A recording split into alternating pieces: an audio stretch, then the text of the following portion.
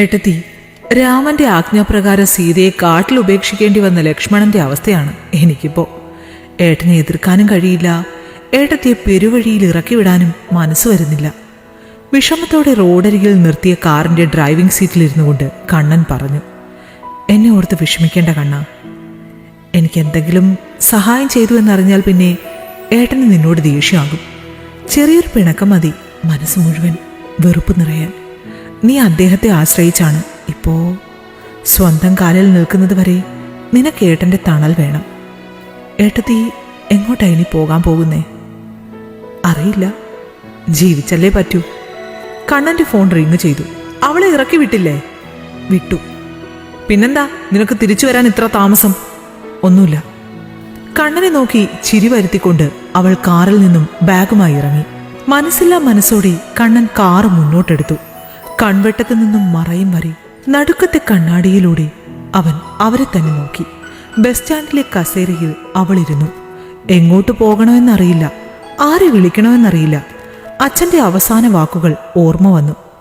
ഇന്നിവന്റെ കൂടെ ഇറങ്ങിപ്പോകാൻ നീ എടുത്ത തീരുമാനത്തെ ഓർത്ത് ഒരു നാൾ നീ ദുഃഖിക്കും. ഇവനെ പോലെ സ്വാർത്ഥനായ ഒരു മനുഷ്യനെ ഞാൻ എൻ്റെ ജീവിതത്തിൽ കണ്ടിട്ടില്ല. ഒരിക്കൽ ഒന്നുമില്ലാതെ നീ മുകളിലേക്ക് നോക്കി നിൽക്കേണ്ട ഒരവസ്ഥ വന്നാൽ അന്ന് അച്ഛൻ ജീവനോടെ ഉണ്ടെങ്കിൽ തിരിച്ചു വരാൻ മോള് മടിക്കരുത്. അച്ഛൻ വിട പറഞ്ഞു. ഇനി ആരുടെ അടുത്തേക്ക് പോകാൻ അറിയില്ല. എടി, എനിക്കൊരു സഹായം ചെയ്യുമോ? കൂട്ടുകാരിയെ വിളിച്ചു. അവൾ വീട്ടിലേക്ക് കൂട്ടിക്കൊണ്ടുപോയി. അപ്പോ ഇനി എന്താ നിന്റെ പ്ലാൻ? തൻ്റെ കയ്യിലും കാതിലും ഉണ്ടായിരുന്നത് അവൾ ഊരി കൂട്ടുകാരിക്ക് മുന്നിൽ വെച്ചു. വിട്ടു തരണം നീ. താമസിക്കാൻ ഒരു ഫ്ലാറ്റ് വേണം. വീട് സേഫല്ല. വലിയ ഫ്ലാറ്റൊന്നും വേണ്ട, ഒരു 3-4 നിലയുള്ള കുറഞ്ഞ നിലവാരമുള്ള ഫാമിലികൾ താമസിക്കുന്ന ഏതെങ്കിലും. കൂട്ടുകാരിയുടെ കണ്ണുകൾ നിറഞ്ഞു. ഭർത്താവ് ഉണ്ടായിട്ട് പോലും ജീവിക്കാൻ എനിക്ക് പേടിയാണ്. ഒറ്റയ്ക്ക് നീ എങ്ങനെ അടിയനീ? അതിന് ഞാൻ ഒറ്റയ്ക്കല്ലല്ലോ. പെണ്ണായി ജനിച്ചത് ഇതുവരെ ജീവിതം തന്ന ഒരുപാട് അവഗണനകളും വേദനകളും എനിക്ക് കൂട്ടിനില്ലേ? ഒരു ചിരിയോടെ അവൾ മറുപടി പറഞ്ഞു. ഒറ്റയ്ക്ക് ഒരു ഫ്ലാറ്റിൽ തള്ളി നീക്കിയ രാത്രികൾ അവളെ ഒരുപാട് ചിന്തിപ്പിച്ചു. ആകെ അറിയാവുന്ന തൊഴിൽ പെണ്ണായതുകൊണ്ട് അമ്മ പഠിപ്പിച്ച പാചകം മാത്രമായിരുന്നു. തൻ്റെ ഫ്ലാറ്റിന് മുന്നിൽ ഒഴിഞ്ഞു കിടക്കുന്ന കടമുറിയിലേക്ക് രാത്രികളിൽ നോക്കിയിരിക്കുന്നത് പതിവായി. ആ മുറി എനിക്ക് തരുമോ ചേട്ടാ? ഇപ്പോൾ അഡ്വാൻസ് ഒന്നും തരാൻ എൻ്റെ കയ്യിൽ ഒന്നുമില്ല, പക്ഷെ മാസം കൃത്യമായി ഞാൻ വാടക തരാം. ഇപ്പോൾ എന്തായാലും അത് അടഞ്ഞു കിടക്കുമല്ലേ? എനിക്കത് തന്നാൽ ചേട്ടന് മാസം ഒരു തുക കിട്ടുമല്ലോ. എന്ത് ചെയ്യാനാണെന്ന് പോലും ചോദിക്കാതെ അയാൾ അവൾക്ക് താക്കോലെടുത്തു കൊടുത്തു. അമ്മ പഠിപ്പിച്ച പാചകക്കൂട്ടുകൾ മനസ്സിലോർത്തു. അവൾ കട ആരംഭിച്ചു. ഒരുപാട് പ്രതീക്ഷയോടെ ആരംഭിച്ചെങ്കിലും അതൊരു പരാജയമായി മാറി. ഭക്ഷണം ബാക്കി വരുന്നതും കയ്യിലെ പണം തീർന്നുകൊണ്ടിരുന്നതും അവളെ വേദനിപ്പിച്ചു. ഏട്ടാ, ഞാൻ പറഞ്ഞില്ലേ ഞാനൊരു പെൺകുട്ടിയുമായി ഇഷ്ടത്തിലാണ്. അവളെ ചതിച്ച് ഏട്ടൻ പറയുന്ന പെണ്ണിനെ കെട്ടാൻ എനിക്ക് കഴിയില്ല. അവളോട് പറ്റില്ലെന്ന് പറയണം. ഞാൻ ആ കൂട്ടർക്ക് വാക്ക് കൊടുത്തുപോയി. അവരാണെങ്കിൽ നല്ല പണമുള്ളവരും. നല്ലൊരു തുക നിനക്ക് സ്ത്രീധനമായി കിട്ടും. അത് വെച്ച് നിനക്ക് സ്വന്തം കാലിൽ നിന്നൂടെ? അല്ലാതെ ഏതെങ്കിലും ഒരുത്തിയെ സ്നേഹം മൂത്ത് കെട്ടി കഷ്ടപ്പാട് ദുരിതമായി നടന്നു പിന്നീട് പണമൊക്കെ ആവുമ്പോൾ എന്നെ പോലെ നിനക്ക് മടുക്കും. കൂടെ നല്ലൊരുത്തി വേണമെന്ന് തോന്നും. എനിക്ക് പറ്റില്ല. ഞാനാ നിന്റെ ചേട്ടൻ. ഞാൻ പറയുന്നത് നീ അങ്ങ് കേട്ടാ മതി. ഇങ്ങനെയാണേൽ കെട്ടിക്കഴിഞ്ഞ് അവളുടെ കൂടെ എനിക്ക് കിടക്കണമെന്ന് ഏട്ടൻ പറഞ്ഞാ അതും ഞാൻ അനുസരിക്കണോ? അയാൾ കലിയോടെ അവന്റെ മുഖത്തടിച്ചു. ഭ, എന്റെ എച്ചിൽ നിന്ന് വളർന്ന നായെ ആഭാസം പറയുന്നോടാ. കണ്ണൻ കവിൾ പൊത്തി നിറ കണ്ണുകളോടെ നിന്നു. എല്ലാവരും ഏട്ടനെ പോലെയാണെന്ന് കരുതരുത്. ജീവിതത്തിലെ ഏത് പ്രതിസന്ധിയിലും സ്വന്തം പെണ്ണിനെ മരണം വരെ ചേർത്ത് പിടിക്കുന്നവരുമുണ്ട്. അത് മനുഷ്യനേക്കാൾ പണത്തെ സ്നേഹിച്ച നിങ്ങൾക്ക് മനസ്സിലാവില്ലായിരിക്കും. വീടിന്റെ ബെല്ലടിക്കുന്നത് കേട്ട് അവൾ വാതിൽ തുറന്നു. കയ്യിൽ ബാഗുമായി കണ്ണൻ നിൽക്കുന്നു. അവൻ കാര്യങ്ങളെല്ലാം പറഞ്ഞു. പെൺകുട്ടിയുടെ വീട്ടിൽ അവനുമായി ചെന്ന് അവൾ കാര്യങ്ങളെല്ലാം സംസാരിച്ചു. വീട്ടുകാർ സമ്മതിക്കാതെ വന്നതോടെ ഇരുവരുടെയും കല്യാണം നടത്തി കൊടുക്കേണ്ടി വന്നു. അതോടെ കണ്ണന്റെ ചേട്ടന് അവരോട് കലി ഇരട്ടിയായി. ഹോട്ടൽ തുടങ്ങാൻ ലോണിനായി ബാങ്കുകൾ കയറിയിറങ്ങി. പലരും ആട്ടിയിറക്കി വിട്ടു. ചിലർ ശരീരം ആവശ്യപ്പെട്ടു. ചിലർ രാത്രിക്ക് വില പറഞ്ഞു. താല്പര്യം കാണിച്ചവരെ കണ്ണന്റെ ചേട്ടൻ സ്വാധീനിച്ച് മുടക്കിച്ചു. അവൾ കടുത്ത നിരാശയിലായി. ഹോട്ടൽ കണ്ണന്റെ ഭാര്യയുടെ പേരിൽ തുടങ്ങുവാനാണെങ്കിൽ പണം മുടക്കുവാൻ തയ്യാറാവാമെന്ന് പറഞ്ഞ് അവളുടെ അച്ഛൻ ഏട്ടത്തിയെ സമീപിച്ചു. ആ ഓഫർ അവൾക്ക് സ്വീകാര്യമായിരുന്നു. ആരുടെയും പേരിൽ തുടങ്ങിയാലും കുടുംബം നല്ല രീതിയിൽ മുന്നോട്ടു പോയാൽ മാത്രം മതി എന്ന ചിന്ത ആയിരുന്നു അവൾക്ക്. ഏട്ടത്തിയുടെ പാചകത്തിന്റെ രുചി അറിയുന്ന കണ്ണന്റെ അമ്മായിയച്ഛന് അത് വിൽക്കേണ്ടിടത്ത് വിറ്റാൽ കാശുണ്ടാക്കാമെന്നറിയാമായിരുന്നു. അയാൾ നഗരത്തിലെ ജനത്തിലേക്കുള്ള അമ്പലത്തിനരികിൽ തന്നെ ഹോട്ടലിന് വേണ്ടതെല്ലാം ചെയ്തു. അത് ഏട്ടത്തിയെ ഏൽപ്പിച്ചു. അത്യാവശ്യ കാര്യങ്ങളിൽ കണ്ണനും അവളെ സഹായിച്ചു. കണ്ണന്റെ അമ്മായിയച്ഛൻ ഏർപ്പാടാക്കിയ ജോലിക്കാർ ഏട്ടത്തിയിൽ നിന്നും എല്ലാ കൂട്ടുകളും അതിവേഗം പഠിച്ചെടുത്തു. അടുത്തുള്ള പ്രധാന ക്ഷേത്രങ്ങളുടെ പരിസരങ്ങളിലും അവർ ഹോട്ടലുകൾ സ്ഥാപിച്ചു. അങ്ങനെ അതൊരു ബ്രാൻഡായി വളർന്നു. കണ്ണന്റെ ഭാര്യ പ്രഗ്നന്റായി. കണ്ണനും കൂടുതൽ സമയം അവളുടെ അടുത്തായി. ഒടുവിൽ അമ്മായി അച്ഛൻ അയാളുടെ തനി നിറം പുറത്തെടുത്തു. ഹോട്ടലിൽ നിന്നും ഏട്ടത്തിയെ പുറത്താക്കി. നിയമപരമായി ഒരവകാശങ്ങളും ഇല്ലാതിരുന്നതിനാൽ അവർ നിസ്സഹായായിരുന്നു. അങ്ങനെ അവർ വീണ്ടും തൻ്റെ പഴയ വാടക ഫ്ലാറ്റിലെത്തി. അമ്മായി അച്ഛനുമായി ഒരു പ്രശ്നവും വേണ്ടെന്ന് അവർ കണ്ണനെ പറഞ്ഞ് മനസ്സിലാക്കി. അവനെ ഭാര്യയുടെയും കുഞ്ഞിൻ്റെയും ലോകത്തേക്ക് പോകാൻ നിർബന്ധിച്ചു. വീണ്ടും ഉറങ്ങാത്ത രാത്രികൾ അവളെ തേടിയെത്തി. ബാൽക്കണിയിലിരുന്നു കൊണ്ട് അടഞ്ഞ കടയെ നോക്കി അവളിരുന്നു. അപ്രതീക്ഷിതമായി അവളുടെ നമ്പറിലേക്ക് ഒരു കോൾ വന്നു. സിറ്റി ബാങ്കിന്റെ മാനേജറായിരുന്നു അത്. അയാളുടെ ആവശ്യപ്രകാരം അവൾ ബാങ്കിലെത്തി. കാര്യങ്ങളെല്ലാം ഞാൻ അറിഞ്ഞു. അന്ന് നിങ്ങൾ വന്നു പോകുമ്പോൾ നിങ്ങളെ എനിക്ക് അറിയില്ലായിരുന്നു. പക്ഷെ ഇന്ന് നിങ്ങളെ അറിയാത്തവർ ഈ നഗരത്തിൽ കുറവാണ്. നിങ്ങളുടെ കഴിവിൽ എനിക്ക് വിശ്വാസമുണ്ട്. ലോൺ ഞാൻ തരാം. ഭാഗ്യം അയാളുടെ രൂപത്തിൽ അവളെ അനുഗ്രഹിക്കുകയായിരുന്നു. പക്ഷെ ഇത്തവണ അവൾ ഒരുപാട് ചിന്തിച്ചു. എന്തെങ്കിലും വ്യത്യസ്തമായി ചെയ്യണമെന്ന് ആഗ്രഹിച്ചു.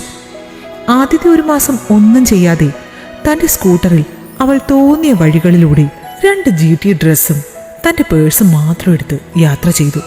പല ഗ്രാമങ്ങളിൽ പല ആളുകൾ, പല ആഹാരങ്ങൾ, പല വേഷങ്ങൾ, പല പല പാനീയങ്ങൾ. ഓരോ ഇടങ്ങളിലും അതിൻ്റെ സവിശേഷതകളും പ്രത്യേകതകളും ചോദിച്ചു മനസ്സിലാക്കുന്നതിൽ അവൾ വിജയിച്ചു. പല ഗ്രാമങ്ങളിലും അവിടുത്തെ ആളുകളുടെ വീടുകളിൽ അവൾ അന്തിയുറങ്ങി. അവരുമായി സൗഹൃദം സ്ഥാപിച്ചു. മടങ്ങിവന്ന അവൾ മറ്റു ഹോട്ടലുകാർ ചൈനീസ് ഫുഡും ജപ്പാൻ ഫുഡും ഒക്കെ വിൽക്കാൻ മത്സരിക്കുമ്പോൾ ആരും കാണാത്ത നാട്ടിൻപുറങ്ങളിലെ ഭക്ഷണവും തൻ്റെ അമ്മ പറഞ്ഞുകൊടുത്ത മിക്സുകളും ചേർത്ത് അവൾക്ക് മാത്രം അറിയാവുന്ന കൂട്ടുകളുണ്ടാക്കി പുതിയ പേരുകളിൽ വിൽക്കാൻ ആരംഭിച്ചു. വീട്ടിൽ ദുരിതം അനുഭവിക്കുന്ന താൻ യാത്ര ചെയ്ത ഗ്രാമങ്ങളിലെ സ്ത്രീകളെയും മുതിർന്നവരെയും കൂട്ടിക്കൊണ്ടുവന്ന് തൻ്റെ സ്ഥാപനത്തിലെ സ്റ്റാഫുകളാക്കി. അങ്ങനെ അവൾ അതിവേഗം വളർന്നു. നാളുകൾ കടന്നുപോയി. ബാങ്ക് മാനേജരും അവളും തമ്മിലുള്ള സൗഹൃദം വളർന്നു. തനിക്ക് പെട്ടെന്ന് കുറച്ച് കാശിൻ്റെ ആവശ്യം വന്നെന്നും ഉടനെ തിരിച്ചു തരാമെന്നും പറഞ്ഞ് അയാൾ അവളോട് നല്ലൊരു തുക ആവശ്യപ്പെട്ടു.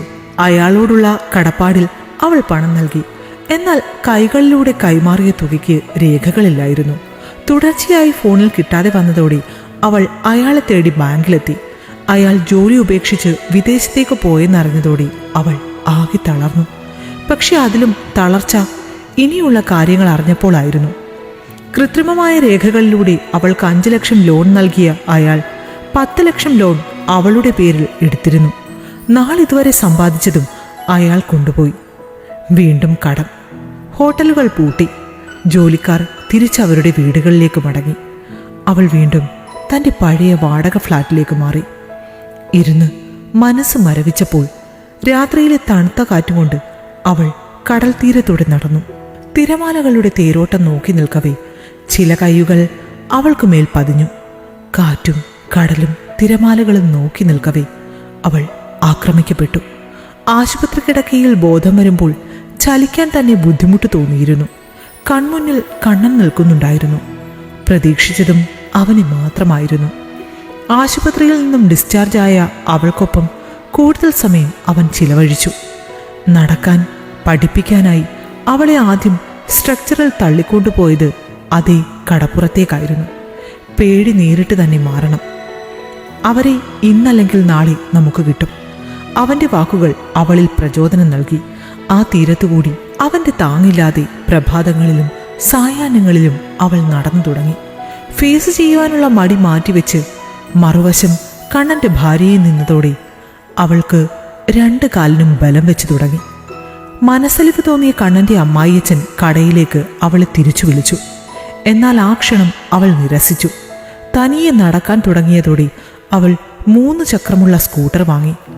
അതിൽ മിതമായ എണ്ണം പാക്കറ്റുകൾ ആക്കി പലഹാരങ്ങൾ ഉണ്ടാക്കി റോഡരികിൽ വിറ്റു. അതിൽ നിന്നും കിട്ടിയ തുക കൊണ്ടൊരു കടമുറി വാടകയ്ക്കെടുത്തു. അതിൽ പഴയ 2 ജോലിക്കാരെ വെച്ച് പലഹാരങ്ങൾ ഉണ്ടാക്കി അവൾ തന്നെ അത് ബേക്കറികളിൽ എത്തിച്ചു. സ്കൂട്ടർ പിന്നെ ഓട്ടോ ആയി. അപ്പോഴെല്ലാം കണ്ണൻ നൽകാൻ ശ്രമിച്ച ധനസഹായങ്ങൾ അവൾ നിരസിച്ചു. ഓട്ടോ 3 വർഷങ്ങൾക്കിപ്പുറം കാറും പിക്കപ്പുകളുമായി. അങ്ങനെ 10 വർഷം കൊണ്ട് ആ ബ്രാൻഡ് സംസ്ഥാനത്തുടനീളം വളർന്നു. ഒരു സായാഹ്നത്തിൽ ഏട്ടത്തിക്കൊപ്പം കടൽക്കരയിൽ കാറ്റുകൊണ്ടിരിക്കവേ കണ്ണൻ ചോദിച്ചു, ഇത്ര തവണ പരാജയപ്പെട്ടിട്ടും എങ്ങനെ തിരിച്ചു വരാൻ കഴിയുന്നു ഏട്ടത്തി? പേടിയുള്ള കാര്യങ്ങൾ ആദ്യം ചെയ്യണമെന്ന് നീയല്ലേ എന്നെ പഠിപ്പിച്ചത്? അതുപോലെ നമുക്ക് പറ്റില്ലെന്നും നമ്മൾ ചെയ്യരുതെന്നും മറ്റുള്ളവർ ആഗ്രഹിക്കുന്നതും പറയുന്നതുമായ നമുക്കിഷ്ടമുള്ള കാര്യങ്ങൾ നമ്മളും ചെയ്യണം. തോറ്റുപോകാം, വീണ്ടും വീണ്ടും ചെയ്യണം. ഫലങ്ങൾക്ക് മാത്രമേ ഈ ലോകം പ്രതിഫലം നൽകൂ കണ്ണാ, അല്ലാതെ പരിശ്രമങ്ങൾക്കല്ല. നിശ്ചയദാർഢ്യത്തോടെ പൊരുതണം. ഒരിക്കലും തോറ്റുകൊടുക്കരുത്. ചിലപ്പോൾ ഒരടി കൂടി വെച്ചാൽ ലക്ഷ്യം കാണാം എന്നിരിക്കെ ആയിരിക്കും നമ്മൾ വിട്ടുകളയുന്നത്. എന്നെ ഉപേക്ഷിച്ചപ്പോൾ അദ്ദേഹം വിചാരിച്ചു കാണില്ലേ പെണ്ണാണെന്ന്. എന്തു ചെയ്യാൻ, നരകിച്ച് ജീവിക്കുമെന്ന്. ഭർത്താവ് ഉപേക്ഷിച്ചാൽ അച്ഛൻ ജീവനോടെ ഉണ്ടെങ്കിൽ അങ്ങോട്ട് ധൈര്യമായി വരാമെന്ന് എൻ്റെ അച്ഛൻ പറഞ്ഞില്ലേ? അച്ഛനില്ലാത്തത് നന്നായി. കാരണം ഒരു പെണ്ണ് വിചാരിച്ചാൽ എന്ത് സാധിക്കുമെന്ന് എനിക്ക് തന്നെ മനസ്സിലാക്കാൻ അത് സഹായിച്ചു. കണ്ണൻ അവരെ നോക്കി ചിരിച്ചു. ഓരോ പ്രതികൂല സാഹചര്യങ്ങളിലും അതിന് തുല്യമോ അതിനേക്കാൾ വലുതോ ആയ നേട്ടങ്ങളുടെ വിത്ത് ഉള്ളിൽ സൂക്ഷിക്കുന്നുണ്ട് മോനെ. ഇത് ഞാൻ പറഞ്ഞതല്ല, നെപ്പോളിയൻ ഹിൽ പറഞ്ഞതാണ്. അന്ന് ഞാൻ ഇവിടെ ആക്രമിക്കപ്പെട്ടില്ലായിരുന്നുവെങ്കിൽ ഒരുപക്ഷെ വീണ്ടും നീ എൻ്റെ ലൈഫിലേക്ക് വരില്ലായിരുന്നു. എനിക്ക് സ്വന്തം അനിയനുണ്ടെങ്കിൽ പോലും ആ നിമിഷങ്ങളിൽ നീ ചെയ്തു തന്ന കാര്യങ്ങളൊന്നും ചെയ്തു തരില്ലായിരുന്നു. നിന്റെ വാക്കുകൾ അന്ന് തന്ന ഊർജ്ജമില്ലായിരുന്നെങ്കിൽ എനിക്ക് ആ സംഭവങ്ങളിൽ നിന്നും പുറത്തു വരാൻ കഴിയില്ലായിരുന്നു. എല്ലാം നമ്മളെ ശക്തരാക്കുകയല്ലേ ഉള്ളൂ. ഇനിയെങ്കിലും മറ്റൊരു വിവാഹത്തെപ്പറ്റി ചിന്തിച്ചൂടെ? എല്ലാവരുടെയും വിചാരം കല്യാണമാണ് ജീവിതത്തിലെ ഏറ്റവും വലിയ കാര്യമെന്നാണ്. കല്യാണം ഏറ്റവും വലിയ കാര്യങ്ങളിൽ ഒന്നും മാത്രമാണ് കണ്ണൻ. ഒരുമിച്ച് ജീവിക്കുമ്പോൾ അത് ഏത് പ്രതിസന്ധിയിലും കൈ കോർത്ത് പിടിച്ച് മരണത്തോട് പോലും മല്ലു പിടിക്കാൻ ചങ്കുറപ്പുള്ള ഒരു പങ്കാളിക്കൊപ്പം ആയിരിക്കണം. ആണായാലും പെണ്ണായാലും എന്തെങ്കിലും ഒരു കൂട്ടു വേണമെന്ന് തോന്നിയാൽ അങ്ങനെ ഒരാൾ വന്നാൽ അന്ന് ചിന്തിക്കാം. ചതിച്ചവരോടും വഞ്ചിച്ചവരോടും ഒന്നും ഏട്ടത്തിക്ക് പ്രതികാരം തോന്നുന്നില്ലേ? എന്തിന്? ഞാനെന്ന ഭാവവും അനാവശ്യ അഹങ്കാരവും ദുരഭിമാനവും ഉള്ളവനാണ് പ്രതികാരം ചെയ്യാൻ തേടിപ്പോകുന്നത്. അങ്ങനെ ചെയ്തതുകൊണ്ട് നഷ്ടപ്പെട്ടത് എന്തെങ്കിലും നമുക്ക് തിരിച്ചു കിട്ടുമോ? പ്രതികാരം ചെയ്യാനല്ല, ശരിക്കും ധൈര്യം വേണ്ടത് ക്ഷമിക്കാനാണ്. നമ്മളെ ദ്രോഹിച്ചവരോട് നമുക്ക് ക്ഷമിക്കാൻ കഴിയുമ്പോഴാണ് നമ്മൾ ശക്തരാകുന്നത്.